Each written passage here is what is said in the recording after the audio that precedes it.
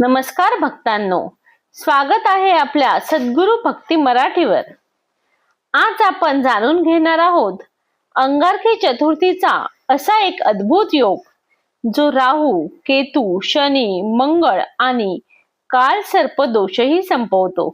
जर तुमच्या आयुष्यात सतत अडचणी येत असतील, नोकरी, पैसा, आरोग्य, लग्न, शिक्षण सगळीकडे अडथळे येत असतील तर हा व्हिडिओ शेवटपर्यंत नक्की पहा।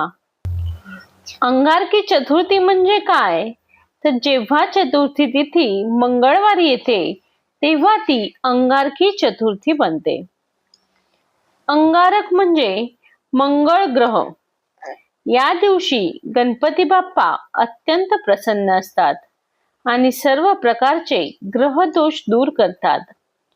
ही चतुर्थी वर्षातून फार कमी वेळा येते, म्हणून याचे पुण्य 1000 पटीने मिळते।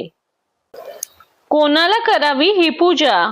जर तुमच्यावर राहू 7.5 चालू असेल, कालसर्प दोष असेल, मंगळ दोष असेल, लग्नात अडथळे येत असतील, नोकरीत प्रमोशन अडले असेल, आर्थिक नुकसान होत असेल, घरामध्ये सतत कलह होत असेल तर ही पूजा तुमच्यासाठी अत्यंत आवश्यक आहे।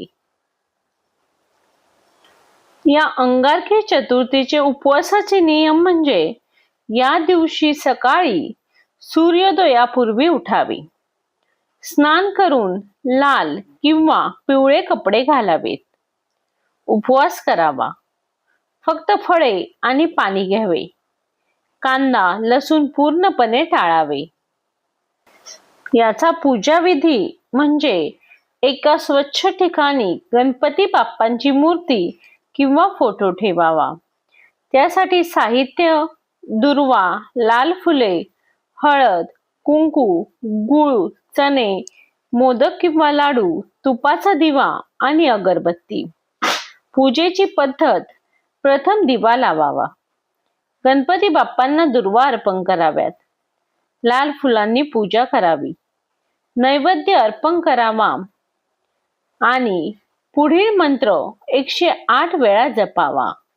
तो मंत्र म्हणजे ओम गण गणपते नमः। हा मंत्र 108 वेळा जपावा।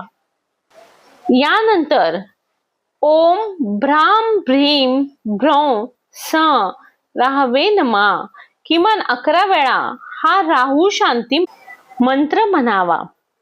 विशेष उपाय म्हणजे राहू दोष असलेल्यांनी काळ्या तिळाचे दान करावे, नारळ गणपती बाप्पांना अर्पण करावा, मंगळवारी गरिबांना अन्नदान करावे।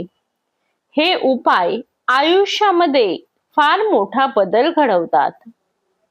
अंगारकी चतुर्थी हा चमत्कारी दिवस आहे। एक वेळ मनापासून पूजा केली तर वर्षभराची संकटे दूर होतात। गणपती बाप्पा मोरया। हा व्हिडिओ आवडला असेल तर लाईक करा, शेअर करा आणि सबस्क्राईब करा।